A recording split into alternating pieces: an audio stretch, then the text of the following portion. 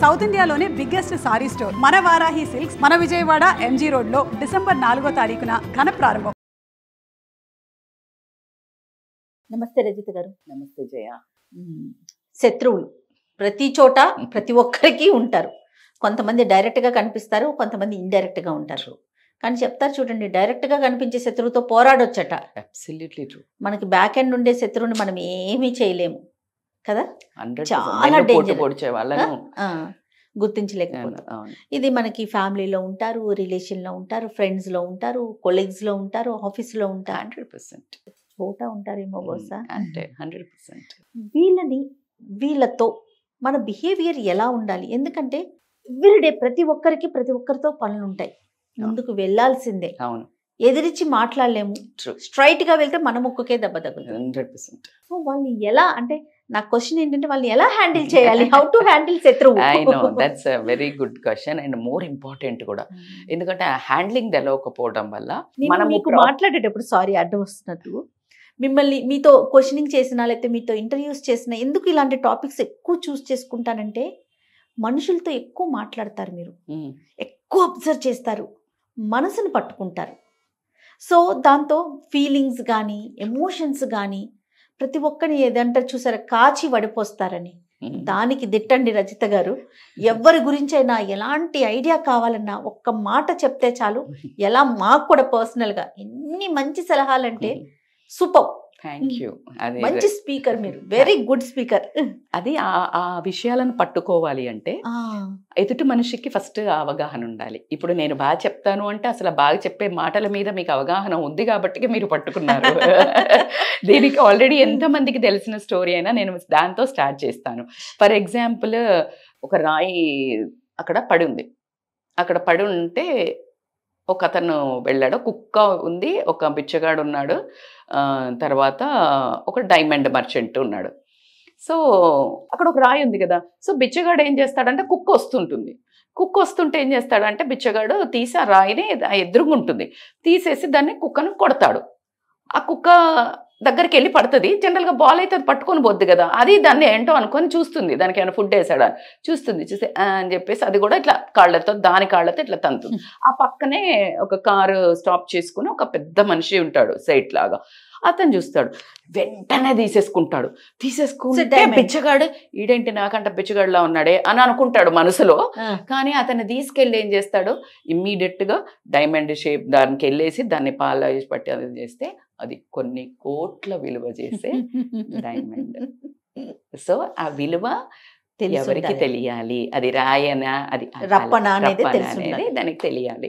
So అందుకని coming to the point, అందుకే మన విలువ. ఇప్పుడు శత్రువులు ఉన్నారు వాళ్ళని ఎలా డీల్ చేయాలి అంటే అక్కడే నీ సమయస్ఫూర్తి వస్తుంది. ఆ శత్రువు ఎప్పుడు కానీ నీతో మాట్లాడేటప్పుడు ఒకవేళ వచ్చి మాట్లాడుతున్నాడంటే వాడు వచ్చి మాట్లాడేదే గొడవ పెట్టుకోవడానికి అనేది ఒక క్లారిటీ ఉంటుంది నీకు.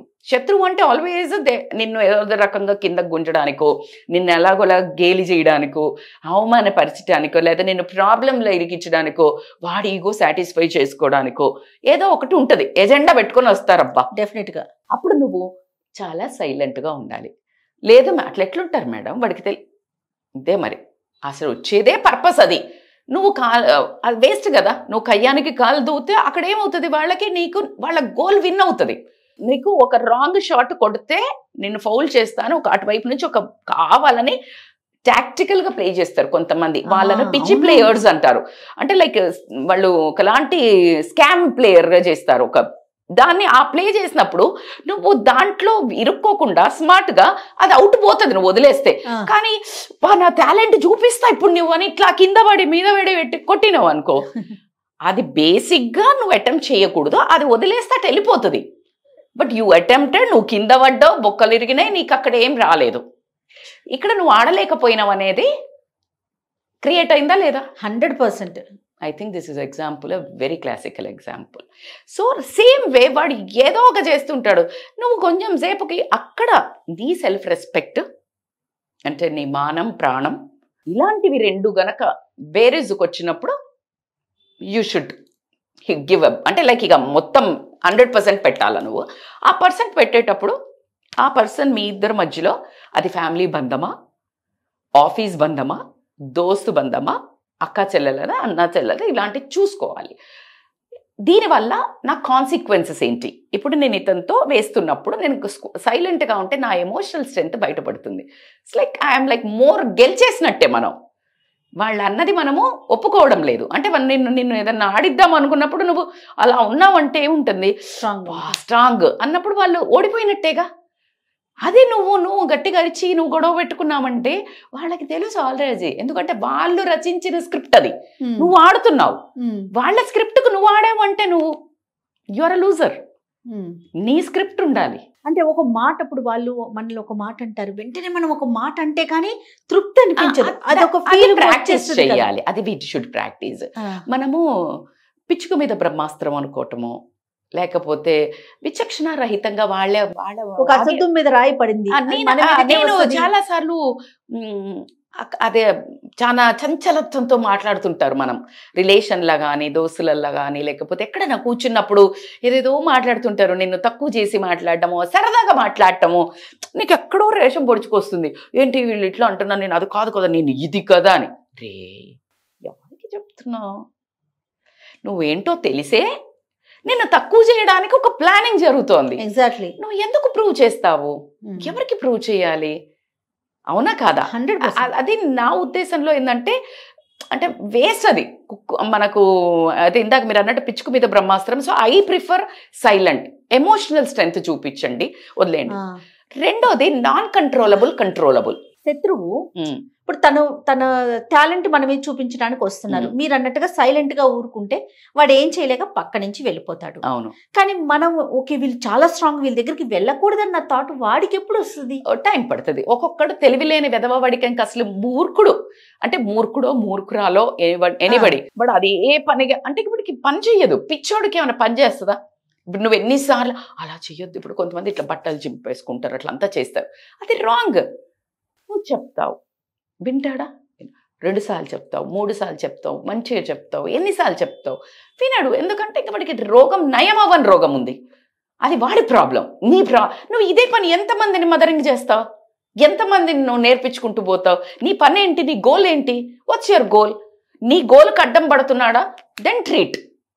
SIT and confront. అది కూర్చొని మాట్లాడండి. అరే చూడమా, ఐ థింక్ నీకు నాతో కొంచెం ఏదో ప్రాబ్లం ఉన్నట్టు అర్థమవుతుంది. బెటర్ నా వేలకు రాకు అంటే అది వదిలించుకునేది. అసలు వాళ్ళు మన గోల్లో మనలో కనిపించరు అంటే రిలేషన్ కట్, డివోర్స్ అంతే. Friend waste. అప్పుడు దోస్తు ఉన్నారు, నీకు పనికి రావడం కంటే ఎక్కువ నిన్ను కిందికి గుంజుతున్నారు, నిన్ను హర్ట్ చేస్తున్నారు. Immediately disconnect, immediately declutter. 3 declutter చేయాలబ్బా. ఫిజికల్గా డీక్లటర్, లోపల చెత్త చెదారం వేయటం బంద్ చేయాలి. మెంటల్ డీక్లటర్, ఇట్లాంటి టాక్సిక్ రిలేషన్షిప్స్ని కట్ డౌన్ చేయాలి. నీ social declutter, emails, WhatsApp messages, ఎవరెవరు నాన్ సెన్స్ ఊరికే పంపిస్తారు, దానికి నువ్వు టైం పాస్ మెసేజెస్ చేయడానికి ఎంత టైం వెయిట్ చేస్తావు? This is a very very important point you should understand. So ఈ శత్రువులు అనే వాళ్ళను నువ్వు కంట్రోల్ చేయగలుగుతావా లేదా? నీ ఫ్యామిలీ మెంబర్స్ అయితే ఫస్ట్ ఆన్సర్ మీకు. ఫ్యామిలీ మెంబర్స్లో తప్పదు, జీవించాలి. కానీ ఇందాకే చెప్పాం, మాన ప్రాణాల మీదకి వచ్చినప్పుడు అది ఎవరైనా ఒకటే, అంతా ఒకటే, బేర్ చేయొద్దు. సో అది కాబట్టి నువ్వు వాళ్ళని డీల్ చేసే విధానాన్ని ఆలోచించుకోండి. లేదు ఇట్లాగే పిచ్చి పిచ్చిగా అరుస్తారు, వాళ్ళ మీనింగ్ అది కాదు, ఏదో వాగుతుంటారు అని అనుకుంటే గనక వాళ్ళతో కమ్యూనికేషన్ తగ్గించండి. అంటే ఇప్పుడు రోజులో ఒక 10 సార్లు కలిసేది ఉంటే తప్పనిసరి పరిస్థితుల్లో 2 సార్లు కలవండి. ఆ టైంలో 10 నిమిషాలు కలిస్తే 1 నిమిషం కలవండి. You will avoid. అండ్ వాళ్ళు ఏదైనా మాట్లాడినప్పుడు నువ్వు ఆన్సర్ చేయటం బంద్ చేయండి. ఓకే. ఇప్పుడు నేను మిమ్మల్ని అనగానే నేను అది కాదు అట్లా ఇట్లా ఎందుకు, అదే ఇందాక నేను అడిగిన క్వశ్చన్, ఎందుకు ఆన్సర్ చేస్తున్నావు? వాళ్ళకి తెలిసే అడుగుతున్నారు. ఇప్పుడు నీ గురించి తెలియని వాళ్ళకంటే చెప్పొచ్చు, తెలిసిన వాళ్ళు మళ్ళీ మళ్ళీ అడిగితే నువ్వు you're wasting time. Just avoid. నాకు ఇలాగే వస్తుంది, అయ్యో నేను చేయలేకపోతున్నాను, సారీ. అది కూడా స్మార్ట్ గా ఇంతే. ఎందుకు అంటే ఎప్పుడు కానీ గుర్తుపెట్టుకోండి, మీ సారీ అంటే కాంకర్ చేయాలి ఆ రిలేషన్ని కానీ, ఆ ఒక అక్కడున్న వాతావరణాన్ని కానీ అన్నప్పుడు ఖచ్చితంగా నువ్వు కొంచెం తగ్గాల్సిందే. సమయస్ఫూర్తి. అరే పవన్ కళ్యాణ్ గారు చెప్పారు కదా, ఎక్కడ తగ్గాలో ఎక్కడ నగ్గాలో తెలిసిన వాడే జీవితంలో ముందుకు పోతాడు. So that is the truth. ఎక్కడ నెగ్గాలో కాదు, ఎక్కడ తగ్గాలో తెలిసి 100% ఎక్కడ నెగ్గాలి, కొన్ని చోట్ల నెగ్గాలి. ఇప్పుడు అదే అబ్యూజివ్ రిలేషన్షిప్ ఉంది, Definitely ఫిజికల్ ఉంది, అక్కడ నెగ్గాల్సిందే. లేదు కొన్ని చోట్ల ఉంటుంది, కొన్ని చోట్ల ఏదో నోటి దులపిచ్చి తగ్గేస్తే పోలా. అత్త మామ ఉన్నారు, వాళ్ళకి తెలియదు, లేకపోతే ఏదో కొంచెం చాలా హర్ట్ఫుల్ మాటలు అంటారు, చాలా ఇబ్బంది అవుతుంది. కానీ హస్బెండ్ ఫ్యామిలీ, మన అమ్మ నాన్న కూడా సమ్ టైమ్స్ కొంతమంది అమ్మ నాన్నలు కూడా నోటిదులా ఉంటుంది, చాలా హర్ట్ చేస్తారు. భరించావు కదా, పిల్లని కూడా తక్కువ ఉండు, ఎక్కువ చెయ్యి, తక్కువ ఉండు టైం, ఎక్కువ చెయ్యి, నువ్వు చేయగలిగినంత చెయ్యి, మంచివి చెయ్యి, రెస్పాన్సిబిలిటీ చెయ్యి, తీసుకోకు. కానీ అదర్వైజ్ వాళ్ళు ఎంత పెద్ద శత్రువులు అనిపిస్తుంది అంటే మీ జీవితంలో మీ ఆయనకి నీకు మొత్తం రిలేషనే చెడిపోయేంత వస్తుంది. నీ జీవితాన్ని కొంతమంది అత్తగారు వాళ్ళు సతాయిస్తున్నారని సూసైడ్ చేసుకున్న వాళ్ళు ఉన్నారు. అవును. సో అక్కడ దాకా వెళ్ళకండి. నీ లైఫ్లో నీకు ఊపిరి ఉన్నది, నీకు జీవితం ఇచ్చాడు దేవుడు అంటే నువ్వు ఈ భూమి మీద ఏమో చేయడానికి వచ్చావు. 100% ఫర్ షూర్ ఆ పర్పస్ కనుక్కో. అందుకే చాలా మంది చెప్తారు ఈ శత్రువులు ఏంట్రా బాబు, శత్రువులు ఎక్కర్లేరు. మీరు ఫస్ట్ డైలాగ్ కొట్టారు, ఎదుటిగా తెలిసిన శత్రువు కంటే తెలియని శత్రువు డేంజర్. శకుని ఏంటి, వీళ్ళందరినీ చంపడానికి శకుని మెయిన్ అసలు మహాభారతం జరగడానికి. ఆయనకి వీళ్లతో ప్రాబ్లం, కౌరవులతో. అందుకే పాచిక ఇదంతా చేశాడు. సో ఎవరు శత్రువు, ఈయన శత్రువు. అది ముఖ్యంగా అది మీరు ఆలోచించాలి. సో నువ్వు చేసేది నీ కాన్షియస్. అరే శకుని చేసిండు, లేకపోతే నేనైతే ఆడక్కపోదును. నీ యాక్షన్స్కి నీ కాన్సిక్వెన్సెస్ ఏంటి అని నువ్వు ఆలోచించుకొని నువ్వు రెస్పాన్సిబిలిటీ తీసుకోవాలి. శత్రువు ఇట్లా చేసిండు, శత్రువులు ఉంటారమ్మా. శత్రువులు ఉన్నారు కాబట్టికనే రావణుడు ఉన్నాడు, కాబట్టికే రాముడు మహానుభావుడు అయిండు. శూర్పణఖ ఉన్నది కాబట్టికనే రాముడు ప్రేమ సీత మీద తెలిసింది. ద్రౌపదికి కృష్ణుడు అన్న అనేది తెలిసింది, భక్తి తెలిసింది. ఎలాగా ఇలాంటి దౌర్భాగ్యులు ఉండి చీర లాగడం చేయడం బట్టే కృష్ణుడు అంతలా ఇయ్యగలుగుతాడు అని తెలిసింది. ఎక్కడైనా శత్రువు ఉన్నాడు అంటే నీ స్ట్రెంగ్త్, నీ ఎమోషనల్ స్ట్రెంగ్త్, నీ హ్యాండ్లింగ్, నీకేదో తెలియాలి, నువ్వేదో చెప్పాలి. వాళ్ళకు కూడా ఎడమకాలు చప్పు దెబ్బ తీసినట్టు నీ యాక్షన్ తక్కువ ఉండడం వల్లనే తగులుతుంది. మాటతో తగిలేది చాలా తక్కువ, నీ సైలెన్స్తో తగ్గేది వాళ్ళకు విపరీతంగా మారుమోగుతుంది. అది నీకు కనిపించదు. కాబట్టి ఎనీవేస్ శత్రువులను ఎప్పుడు డీల్ చేయాలన్నా వాళ్ళు గొడవ పెట్టుకోవడానికి వచ్చినప్పుడు మనం ఆర్గ్యూ చేయకూడదు. వాళ్ళు ఇల్లాజికల్గా వాదిస్తున్నప్పుడు మనం ఆర్గ్యూ చేయకూడదు. వాళ్ళు ఏదో ఒక ఎజెండా పెట్టుకొని వచ్చారు అని మనకు అర్థమైనప్పుడు స్మార్ట్గా ఇంకేదో చేసేసి ఏదో కాఫీ తప్పని రిలేషన్స్ అయినప్పుడు ఇగ్నోర్ చేసేసి వాళ్ళని ఇంకొక ట్రాప్లోకి మంచిగా తీసుకొచ్చుకొని తప్పని వాటికి you need to really smart play. తప్పించుకునే వాటికి shoot out, just shoot out. తప్పని ఉంటాయి కదా, ఫ్యామిలీవి, చుట్టాలవి, ఫ్రెండ్స్వి, కొన్ని మరి దిల్కే పాస్ ఉన్నాయి. సో వాళ్ళది టైం తక్కువ ఉన్నంతసేపు జస్ట్ హ్యాపీగా ఉండాలి. ఇంటెన్స్ అవుతుంది అనగానే అవుట్ ఫ్రమ్ ద సీన్. ఎప్పుడు బయటపడాలో కూడా తెలియాలి కన్వర్సేషన్ నుంచి. మనుషుల్ని మనసుల్ని పూర్తిగా చదివేసి పిండేసి, ఎందుకంటే నెంబర్ ఆఫ్ పర్సన్స్ ని నెంబర్ ఆఫ్ షోస్ కూడా చేస్తారు కదా మీరు యాజ్ ఎ మోటివేషనల్ స్పీకర్ గా. లైఫ్ కోచ్ కదా, మామూలు కోచ్లకి లైఫ్ కోచ్లకి డిఫరెన్స్ ఏంటి ఈ సందర్భంగా? మామూలు కోచింగ్ అంటే దట్స్ వాట్. ఇప్పుడు అన్ని సబ్జెక్ట్స్, ఫర్ ఎగ్జాంపుల్ ఒక MBA చదివిన దానికి IAS చదివిన దానికి డిఫరెన్స్ ఏంటి? MBA నువ్వు ఓన్లీ బిజినెస్ పరంగా ఇట్లా చదువుతావు. IAS ఈజ్ ఎ జనరలైజేషన్ వస్తుంది, హిస్టరీ వస్తుంది, మనుషులది వస్తుంది, నీకు గవర్నమెంట్లో ఏం స్కీమ్లు ఉన్నాయో తెలియాలి, ఎక్కడ తక్కువ ఉన్నాయో తెలియాలి, మొత్తం టోటల్ తెలియాలి. It is life coaching. Super అక్క, సూపర్. ఎట్లా అప్పుడు మీరు కార్పొరేట్ కోచింగ్ కూడా చేస్తూ ఉంటారు కదా? తెలుసు. ఎట్లా మిమ్మల్ని అప్రోచ్ కావాలంటే they can call on this screen మీద ఉన్న నెంబర్కి కాల్ చేస్తే మనం డీటెయిల్స్ ఇస్తాం. కమ్యూనికేషన్ స్కిల్స్ అనివ్వండి, వాళ్ళకి ఇప్పుడు ఒక వర్క్ ప్లే వాళ్ళ టైలర్ మేడ్, ఇప్పుడు వాళ్ళ ఆఫీస్లో వాళ్ళ దగ్గర ఏం లూప్ హోల్స్ ఉన్నాయి, రైట్ వాళ్ళకి అర్థమయ్యేటట్టు. ఇప్పుడు సేల్స్ వాళ్ళు ఉన్నారు, సేల్స్కి అసలు సేల్ అంటే అమ్మలేరు, మోటివేషన్ సరిపోదు, అది ఒక చిన్న ఉద్యోగం లాగా ఫీల్ అవుతారు. బట్ ఆ sale is the biggest business in the world. Okay, so దాన్ని ఎలా మోటివేట్ చేయాలి, అసలు సేల్ కున్న పవర్ ఏంటి, డిపార్ట్మెంట్ కి మోటివేషన్. ఇక్కడ నుంచి నువ్వు డైరెక్ట్ గా you can become that owner of that. ఎలాగా?